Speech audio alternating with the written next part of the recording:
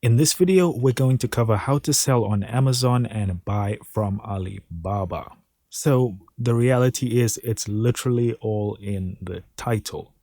If you are someone who sells on Amazon and you want to buy from Alibaba, all you need to do is go to alibaba.com, click on sign in or sign up, and you're just creating a regular Alibaba account.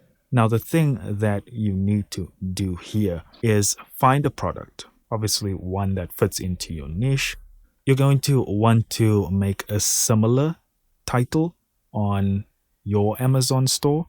But what's important here is we don't want to just buy one of said item.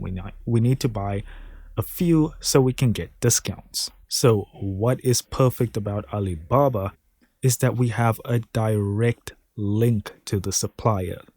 So what we can do is just click on chat now or send inquiry, and you can see here we can actually chat with the supplier. So we can negotiate pricing, we can negotiate maybe other products that we are going to buy with this item that are from the same store. So again, we can get better pricing, and that is going to help us with reselling these products, of course, at a better price.